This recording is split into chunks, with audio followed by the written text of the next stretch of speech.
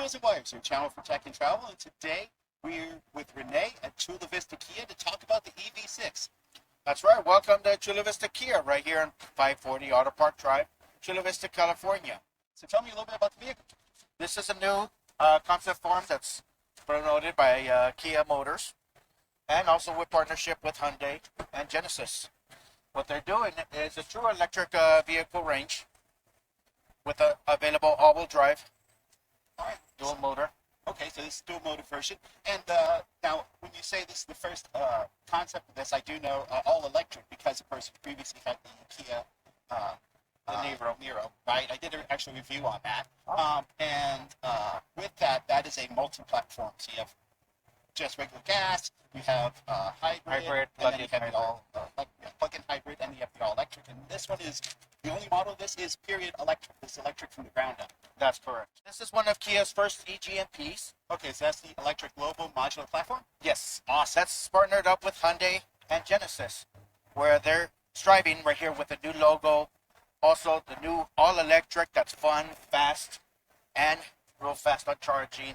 A lot of fun to drive. Awesome. So fast and fast charging. You got me there. Okay, so what's the price range for these right off the get-go? Well, they got three different trim levels. They got the Kia EV6 makes it in a light, wind, rear-wheel drive, wind, all-wheel drive, and GT line. Okay, so we'll start with just the first one of each one. So the light starts at about what price? It starts up around 40,900. Okay, and then the wind, two-wheel drive, I guess. The two-wheel drive is right around 47. All right, and then fully loaded GT all-wheel drive. GT line all-wheel drive, that's around 57.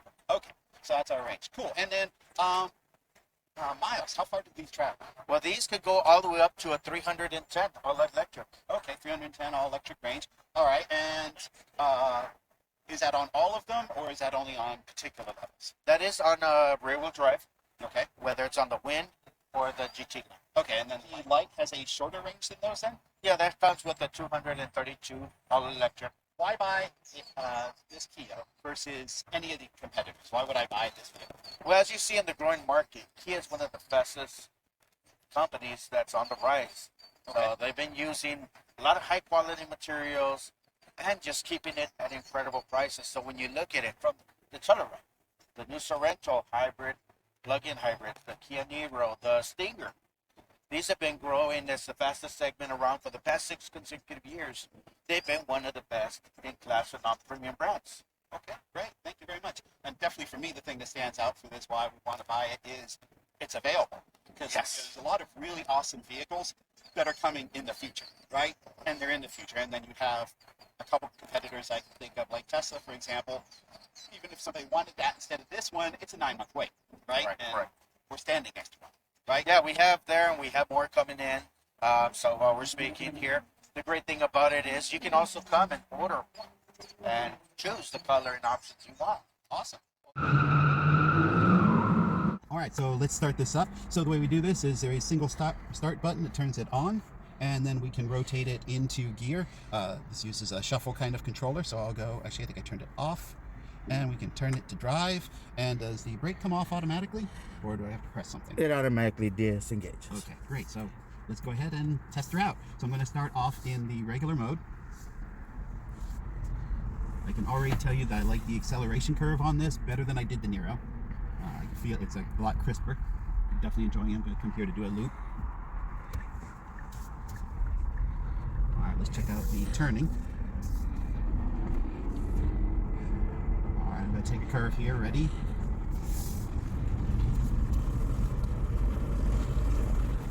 Okay, that was a nice cornering experience. It doesn't oversteer or understeer. So we're in normal right now. Now we have sport. Oh yes. Okay, definitely a respectable acceleration. Pushes you back in the seat. Really enjoy that. So what I'm going to do is loop around. We're going to try this a couple more times with the acceleration and see how it goes. All right, now we're on a straightaway. I'm going to hit it again.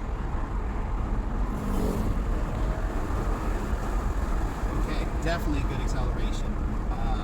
Very responsive, and definitely pushes you back into seat. Shifted us into eco mode, and I got to be honest, it's still, even in eco mode, it's still some pretty respectable acceleration.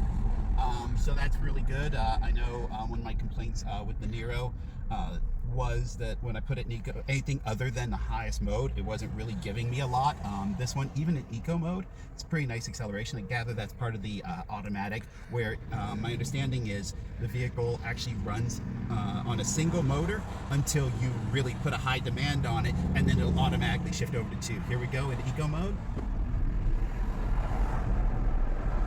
All right, so you definitely can tell that there is it is a lower power mode. You can tell that, but it's still not a bad experience. The normal mode is pretty decent for actual everyday driving. I could imagine a lot of times you would never need to go into the sport mode, but that sport mode is a lot of fun. So actually, I would definitely recommend, if you get a chance to test drive it, hit that sport mode. For driving dynamics, I give the EV6 a 9 overall. It corners and handles well for a crossover SUV, and with the GT having a 0 to 60 of 3.5 seconds, it fits neatly between the Model 3 at 3.1 and the Mustang Mach-E at 3.7. One of my favorite parts is the body design of this vehicle. It is very sleek. I really love the fact that they are an EV that actually has some idea on what to do with the front. Typically, the front end of an EV is very much an afterthought since they don't have to make space for the grille. It kind of looks like they forgot to do something with that. No.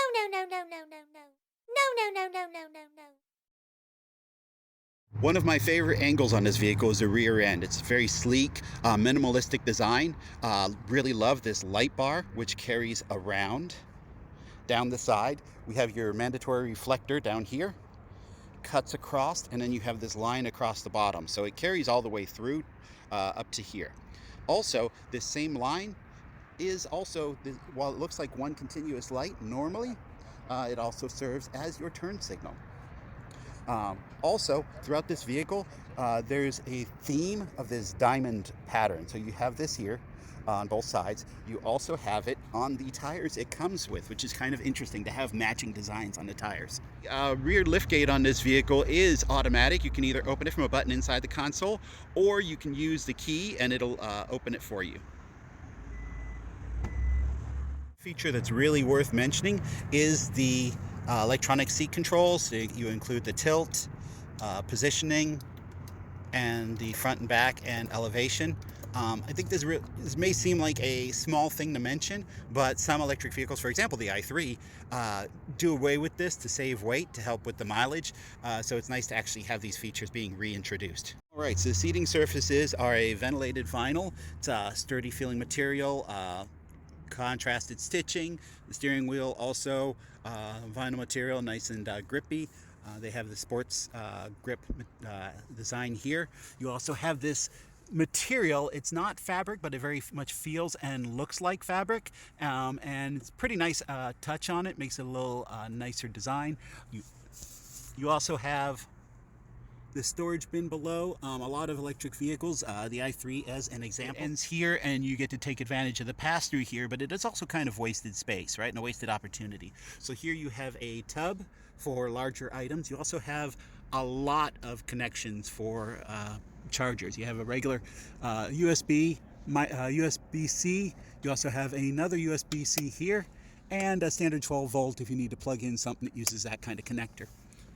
You also have a wireless charging section here, which I appreciate, one, for the electric charging, but then two, it gives you a good quality. Even if you're not able to use electric charging, it gives you a good place to put your phone. I know for me, I end up having to put mine like in the cup holder or something, so actually having a dedicated spot for the phone, even if you're not using the wireless charging, is pretty nice. As I mentioned before, the seats are perforated. That's because they are ventilated for heating and cooling, which is a very nice feature, especially if in an electric vehicle where you don't want to run the main heating and cooling system.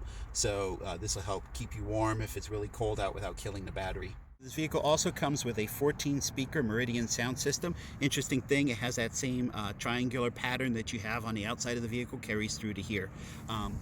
So here's the two front speakers. Interestingly enough, you also have the smaller speakers built here into the door handle, and they still have that same triangular pattern. Really unusual aspects of this vehicle are the door handles. So they have a push-button design where you can either lock them and unlock them just by pressing on this and it'll change whether it's locked or not. And to open them, you have two different things. On the wind and light versions, you have where you press here and it opens and you pull, so that's kind of unusual, but neat. On the GT model, they actually, when you press the button on the remote, and also I believe when you come close to the vehicle, it will pop out on its own, so all you have to do is walk over and grab it.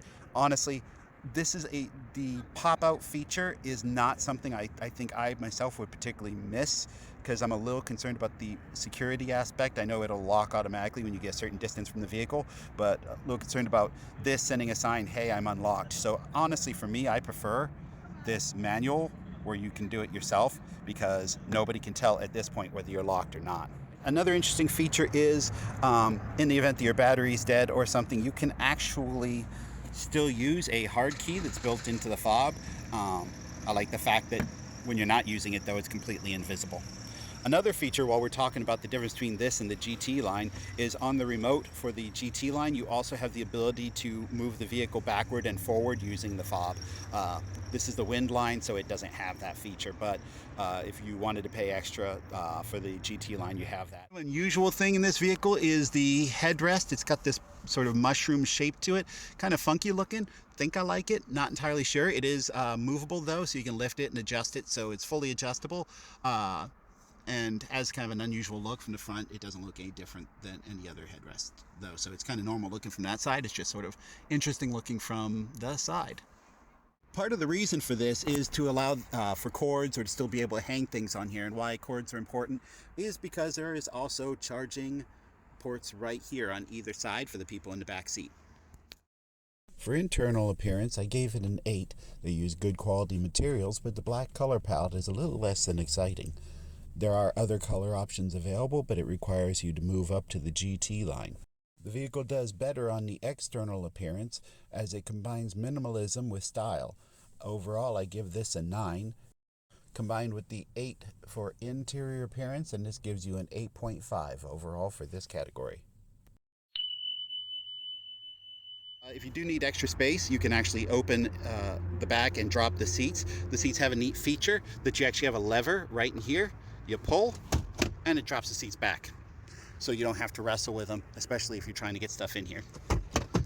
Okay, so when it's down, you obviously have a lot more space. You can accommodate some boxes and stuff, so the fact that you have this angle isn't near as much of a problem. In addition to the storage space in general, you do have a small space below here for your charging cable. It's a 2-stage, so you can lift it up here. You also have where you can remove the whole thing, and there's a lot more space back there. It's not very deep, but it is handy for things like you have your mobility kit. It looks like it's got a fixed space in here.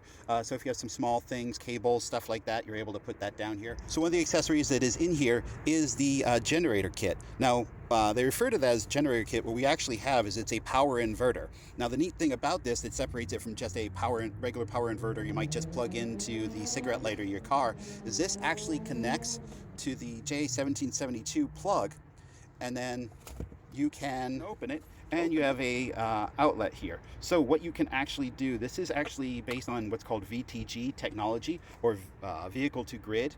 You can, in the event of a blackout, you plug this into your car, you plug the other end into your house, and you can actually power some elements in your house off of this. You wouldn't be able to power an awful lot for very long, because you'd kill the battery in the car eventually.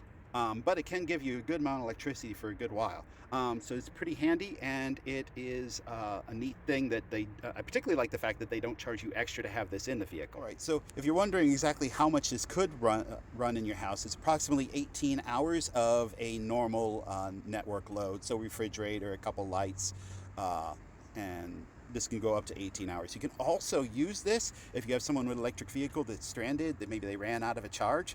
You can actually plug their charging cable into this.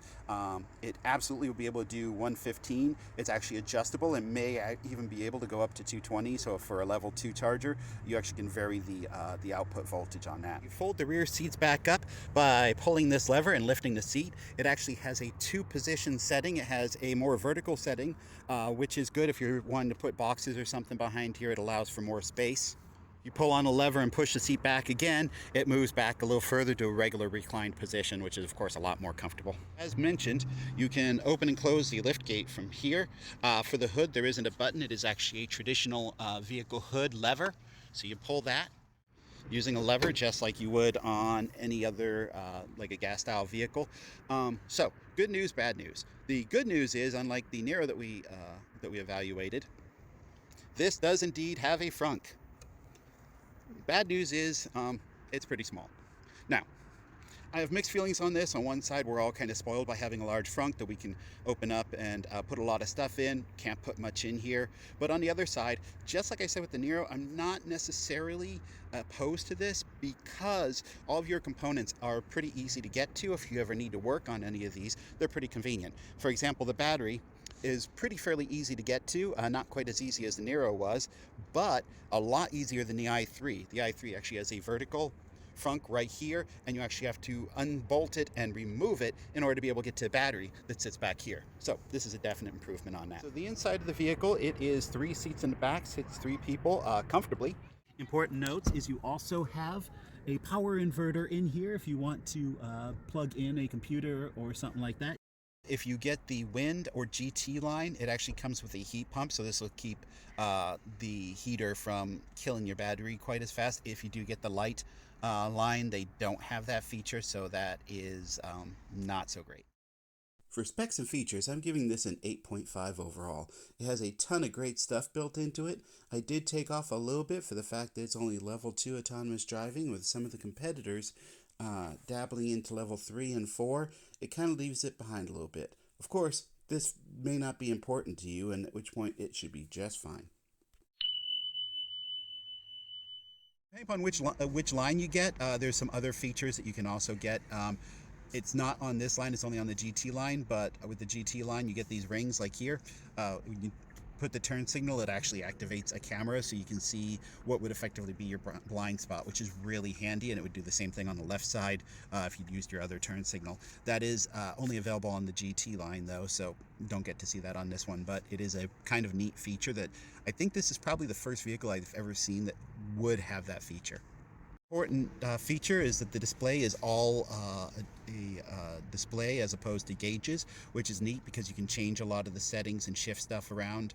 You also have on the control the standard things like your lane keep assistance, and you have your menu button where you can change things that you're able to see on here, compass, etc. So there's a bit of a learning curve on this to learn the vehicle. I ran into this with the Nero when I reviewed it, that is a ton of adjustability in here, but you need to learn how to do that. So there is a learning curve here.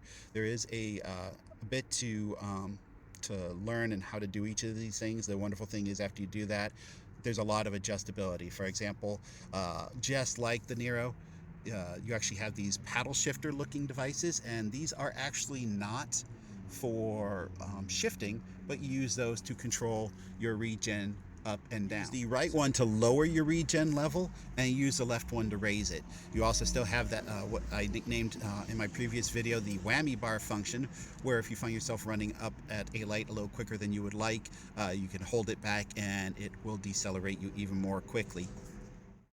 For the overall driving experience, I give this vehicle a 9 overall. It was a lot of fun to drive, the features are great, the seating surfaces and internals are nice and quality. I definitely enjoyed this vehicle overall. Missed earlier is the warranty. What kind of warranty does this vehicle come with? Well, all of Kia vehicles come with a standard 5-year 60 limited bumper to bumper with the best 10-year 100,000 mile powertrain warranty. Awesome, thank you. Thank you, Renee, for giving us the opportunity to drive and check out this vehicle. I really appreciate that. Any other last words for the audience? Well, I want to thank you guys for listening to us, and we invite you to come down, take a complimentary test drive, especially take a look interior and exterior. We have it here. Okay, great. Thank you very much. Thank you. Have a good one. So let's tally up our scores. For driving dynamics, I gave it a 9. For looks, between the external and internal together, came up to an 8.5. For specs and features, gave it an 8.5. And for driving, the overall driving experience, got a 9 overall. This gives us an 8.75 total. rounded up to a 9, especially as this vehicle is available. And at the time that I actually finished editing this, I had done a search in a 200-mile area for a Nissan Leaf and for the Chevy Bolt and the Bolt EUV, and I couldn't find any within that range. So that's a really plus thing for this vehicle right now. Next two pieces, would I recommend it and who is this vehicle for? So starting right off the bat, I would absolutely recommend this vehicle. I really enjoyed it. If I was in the market for an EV right now, this would be one of my first choices, actually.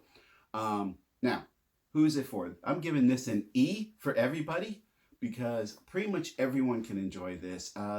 You have the families can definitely benefit from this. It's a nice 4-door configuration.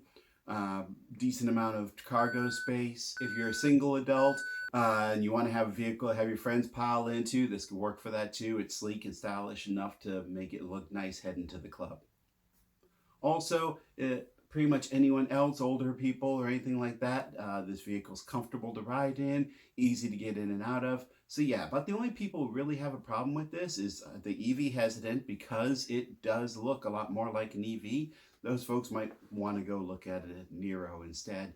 And also, if you're somebody that really absolutely has to have that full self-driving like Tesla and everything, this vehicle's not even close to that. So if that's a deal breaker for you, then hold out for a Tesla. If it isn't, like it wouldn't be for me, I'm not that thrilled about having full self-driving, I could definitely go with this and not wait that amount of time or pay the price.